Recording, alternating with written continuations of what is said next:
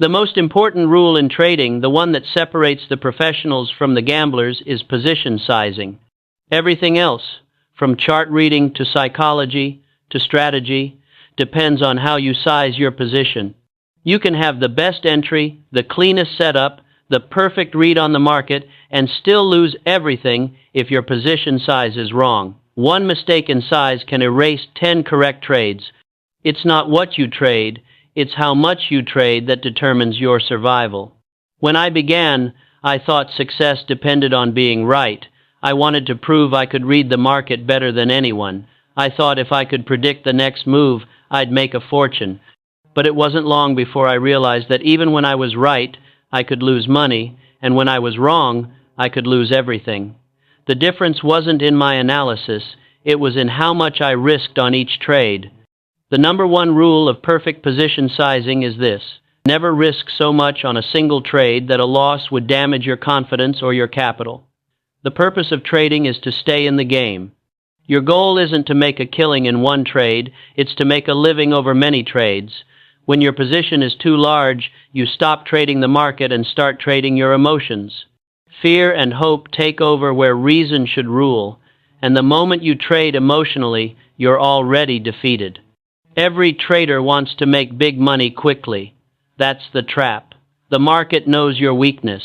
It lures you into thinking you're missing out if your position is small. You see a move, your conviction builds, and you tell yourself, this is the one. You double your size, confident the market will reward your boldness. But the market doesn't reward boldness, it rewards discipline. And discipline means protecting your capital above all else.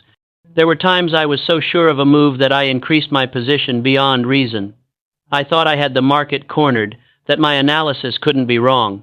But when the tide turned, and it always does, the losses were staggering. It wasn't the market that betrayed me. It was my ego. I had broken my own rule of sizing. The pain of losing large cuts deeper than the financial loss. It destroys your confidence, clouds your judgment, and pushes you toward revenge trading, the worst poison for a trader's mind. The professionals know that trading isn't about being right, it's about surviving your wrongs. Small losses keep you alive, large ones end your career. That's why I say, asterisk, asterisk. A trader's first job is not to make money, but to protect it. Asterisk, asterisk. Every decision must serve that purpose.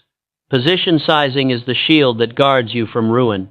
It's your defense against the unknown, because no matter how certain you feel, the market can always do the opposite. When I trade, I never think in terms of how much I can make, only how much I can lose.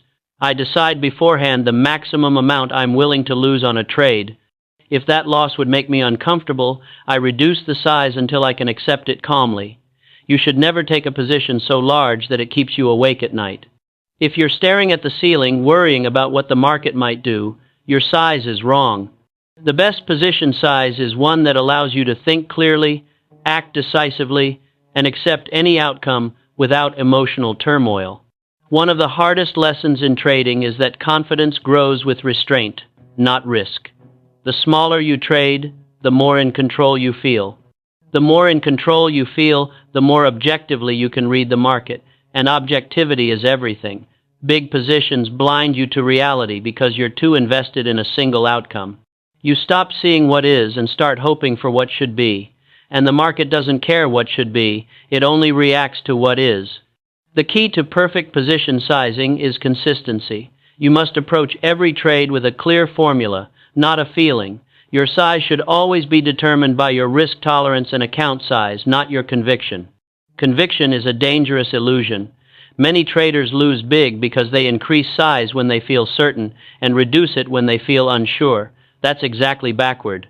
The size of your trade should never fluctuate with your emotions. It should be a reflection of disciplined calculation. Let's say you risk 1% of your capital per trade. That means if you lose, you're down 1% small enough to recover easily. If you have a bad week, you lose 5%, not ideal, but survivable. Now compare that to the gambler who risks 10 or 20% on one trade. One mistake, and he's finished. The difference isn't skill, it's discipline. The disciplined trader lives to fight another day. The undisciplined trader dies on his best idea. When I built my first real fortune, I didn't do it by taking massive positions. I did it by increasing my size only when the market confirmed my judgment. That's what I called pyramiding, adding to winners, never to losers. Most traders do the opposite. They cut their profits short and add to their losing trades. It's human nature to want to be right.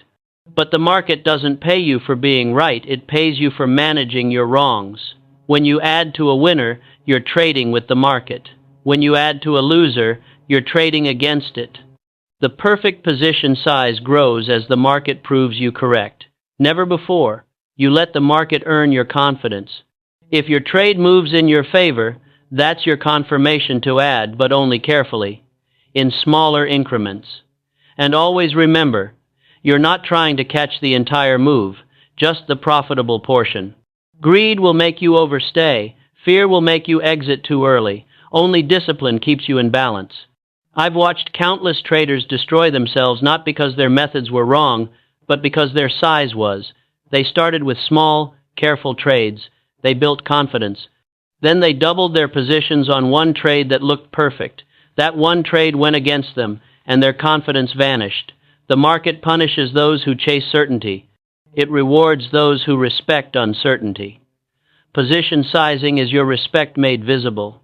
Every trade is a test of your humility. The market asks, "How much do you think you know?" The wise trader answers, "Not enough to risk everything." The fool answers, "Enough to bet it all." And that answer determines who survives. Perfect position sizing also keeps your emotions stable across wins and losses. When your risk is consistent, your results become predictable. You can plan, measure, and improve. But when your size jumps around based on how you feel, your results become chaotic, and chaos is the death of discipline. One of the greatest advantages of proper sizing is that it keeps your losses proportional. Losing a small portion of your account means nothing in the long run. Losing a large chunk is devastating, not just financially, but psychologically. A trader who loses big begins to hesitate. He hesitates when he should act, and acts when he should wait.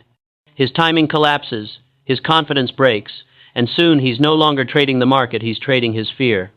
That's why I say the number one rule of trading isn't to find the right setup or time the market perfectly. It's to never let a single trade threaten your survival. You must always be able to recover, to reset, to start again. Capital is your lifeline. Guard it with the same care a soldier guards his ammunition. Once you run out, the war is over.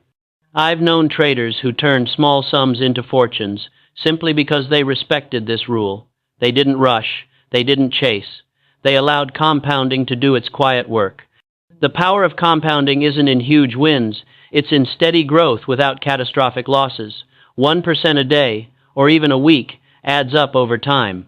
But lose half your capital once, and you'll need to double it just to break even. That's the mathematics of ruin, simple, but merciless. Trading is not a sprint. It's a career built on survival. The market has infinite opportunities, but you have finite capital. That's why your position size determines everything: your emotions, your confidence, and your longevity. When you size properly, losses become manageable, wins become meaningful, and your focus stays sharp. You no longer trade out of desperation or greed, you trade from clarity. Remember this: the market doesn't care how smart you are or how hard you work. It rewards only those who manage risk. Every successful trader you'll ever meet, no matter their method, has one thing in common. They know exactly how much they're willing to lose before they enter a trade. That's discipline in its purest form. There's a saying I used to repeat to myself every morning before trading: a man must always trade with his head, not his heart. Position sizing enforces that. It keeps your head in control and your heart out of the equation. It prevents you from being swept away by greed when you're winning and fear when you're losing. It turns the chaos of the market into a controlled environment where probabilities, not emotions, dictate your actions. So, if you take one lesson from all my years in the market, let it be this: protect your capital as if it were your life, because in trading, it is. Your capital is your freedom. Every trade you take is an exchange between risk and opportunity. The balance between them is decided by your position size. Too large, and risk overwhelms you. Too small, and opportunity passes you by. The art is in finding the balance, that sweet spot where your risk is controlled, your emotions steady, and your results consistent. The market will always test you. It will tempt you to bet big when you shouldn't and to hesitate when you should act. But if you anchor yourself to discipline, if you master the art of position sizing, no loss can destroy you and no win can corrupt you. You'll trade with confidence, clarity, and control. In the end, trading isn't about fortune, it's about survival. And survival belongs to those who understand that the number one rule of perfect position sizing is simple. Always trade small enough to stay in the game and large enough to make the game worth playing. That's how you endure. That's how you grow. That's how you last long enough for fortune to find you, not by chance, but by design.